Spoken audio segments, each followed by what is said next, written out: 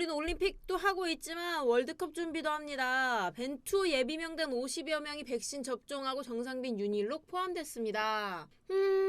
정상빈이 올림픽을 안 가고 월드컵을 먼저 가다니 멋진걸? 팀벤투 9월부터 시작되는 카타르 월드컵 최종 예선 경기를 위해서 예비 명단을 미리 추려서 백신을 접종하고 있습니다.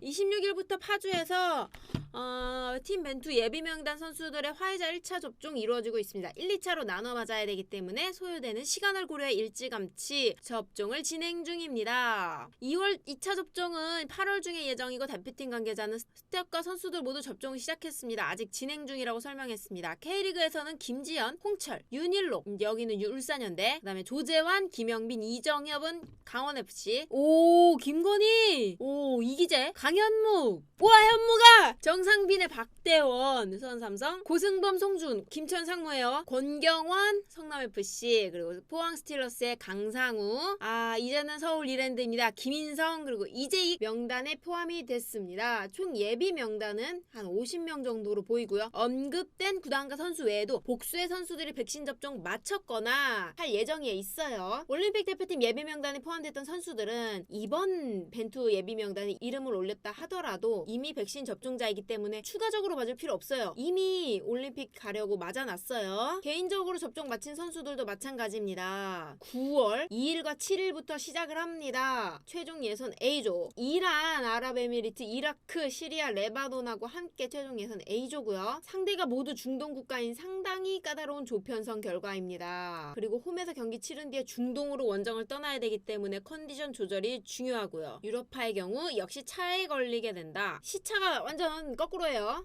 1986년 멕시코 월드컵 이후 9회 연속 본선 진출에 성공한 한국은 10회 연속 월드컵 본선 진출을 노리고 있습니다. 강인이 올림픽 끝나고 월드컵 명단에 발탁되는 거 불가능할까요? 아니 스페인만 봐도 페드리는 유로도 뛰었다가 올림픽도 뛰었다가 월드컵도 뛸 것 같던데요? 다 되죠. 오피셜이 떴구나. 자, 여러분 이제 이 선수를 아침에서 볼 수 있습니다. 아시아 챔피언스 리그 토트넘의 토비 알더베이럴트가 토트넘을 떠나 알두하일로 이적했습니다. 27일 한국 시간으로 공식 홈페이지를 통해 우리는 알두하일 카타르와 알더베이럴트 이적에 동의했다라고 했습니다. 알더베이럴트는 우선 SNS를 통해 6년 동안 챔피언스 리그 결승을 포함해 수많은 추억이 있었다. 팬들에게 우선 감사하다. 그 다음 동료들과 토트넘 모든 직원들에게 감사를 표하고 싶다. 이 클럽은 항상 나와 함께할 것이라고 마지막 인사를 건넸습니다. 알두하일도 토트넘 발표 이후 공식 채널을 통해 알더베이럴트 영입 소식을 전했습니다. 알두하일 남태희랑 같이 토비가 뛸 거예요.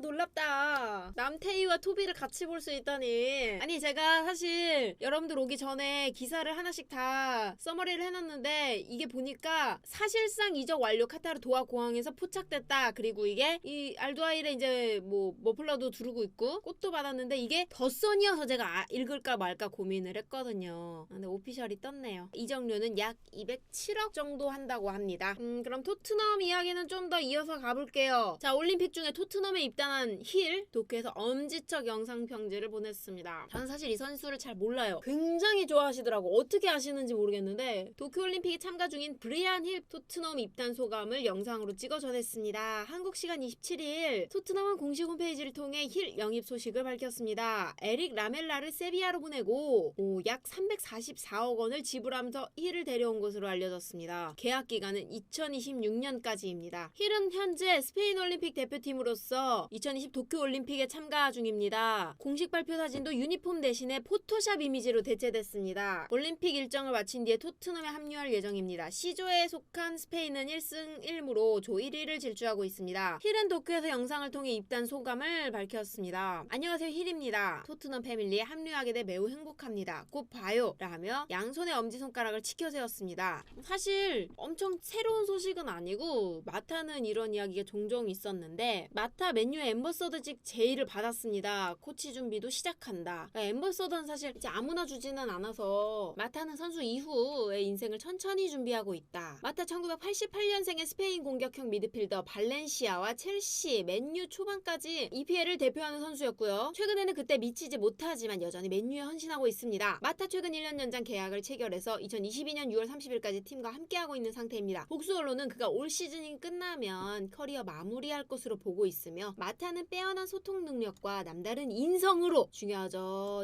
인성으로 감독이든 단장이든 대성할 것이라고 평가를 받고 있습니다. 솔직히 어느 누구도 이거는 반박할 게 없는 것 같아요. 남다른 인성과 감독이든 단장이든 뭐라든 잘할 것이다. 영국 언론 맨체스터 이브닝 뉴스 25일 마타가 프로 선수 생활 이후의 인생을 준비하고 있다. 이미 코치 그리고 경영 코스 그러니까 이제 감독과 단장을 위한 몇 가지를 좀 고민하고 있다 보도했고요. 어쨌든 감독을 하려면은 그 라이센스 요거 준비해야 될 것이고 단장을 하려면은 경영에 대한 부분을 좀 더 공부를 해야 될 거예요. 맨유는 준비된 인재인 마타를 선수 은퇴 이후에도 잡기 위해 앰버서더직도 제안한 것으로 알려졌습니다. 매체는 맨유가 마타에게 선수 생활이 끝나면 바로 맡을 수 있는 앰버서더 역할을 제안했다. 기대가 됩니다.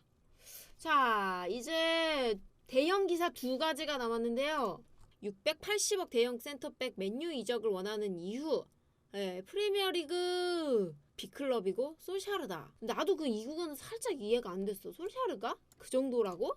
조금 놀랍긴 한데. 자, 라파엘 바란이 맨체스터 유나이티드 이적을 원하는 이유가 공개됐습니다. 바란의 맨유 이적이 임박했습니다. 바란은 2011-12 시즌을 앞두고 메레알에 합류했습니다.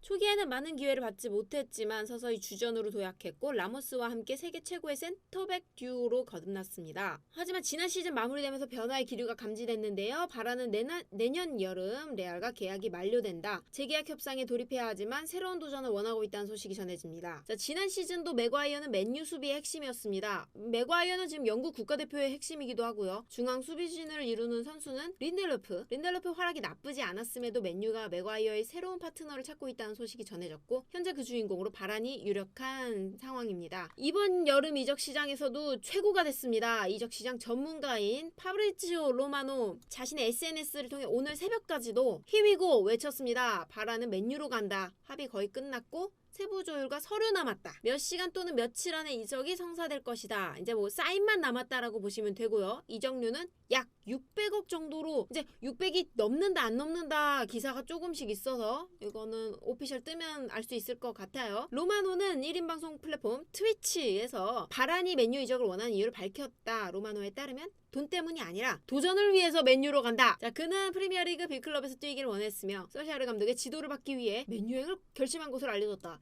잘 됐으면 좋겠어요. 하나만 더. 자, 거의 왔어요. 이제 이 정도면. 맨유에 온 우승 청부사 바란. 반다이크와 후벤 디아스 다음은 내 차례다. 맨체스터 유나이티드 대형 수비수 바란 영입한다. 라고 거피셜이 너무 다 떠버렸어요. BBC 스카이 스포츠에서 다 이야기가 나왔고요. 맨유 이적에 가까워졌다. 라고 보도했습니다. 파브리치오 로마노 SNS 하나라도 팔로우하고 계신 분들 계시면 많이 들으실 수 있어요. 바란이 신이 나다. 바란은 곧 간다. 그리고 바란 왔다까지 나왔습니다. 거의 100% 완료. 이번 주에 메디컬 테스트 진행한다. 그리고 공식 발표가 머지않았다라고 했습니다. 맨유는 우선 솔샤르 부임 이후에 프리미어리그 정상에 도전하기 위해 선수단 재구성 주력했습니다. 새로운 시즌 본격적인 우승 경쟁에 도전하는 맨유는 바란 영입으로 승부수를 던졌다. 수비 라인 구축은 맨유가 가장 공들인 과제입니다. 지난 10년간 필 존스, 룩쇼, 로호, 에릭 바이, 린델레프와 완비사카, 맥과이어까지 시행착오를 겪었습니다. 맥과이어가 주전 센터백으로 자리 잡은 뒤에는 부침을 겪던 쇼까지 살아났어요. 리그 최고의 풀백으로 거듭났지만 센터백 한 자리가 아쉬웠습니다. 번갈아 기회를 받은 린델로프와 바이 살짝 아쉬웠어요.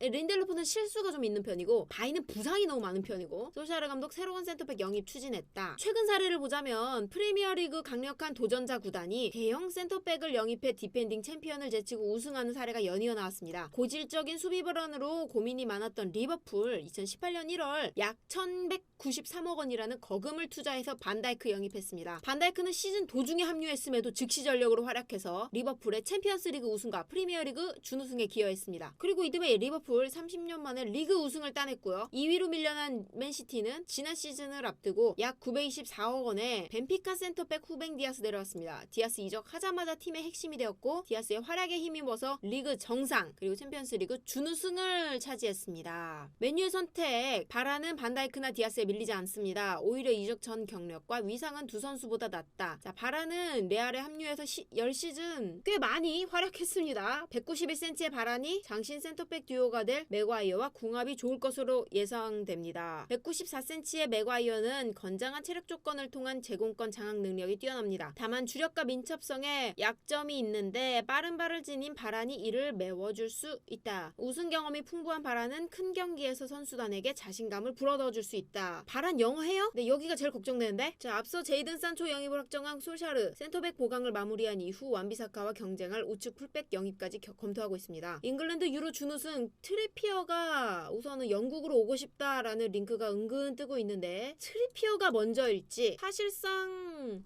수비형 미드필더를 노린다는 기사도 은근 뜨고 있기 때문에 중에 어떤 것을 먼저 택할지 아니면 둘 다 택할지 기대가 됩니다.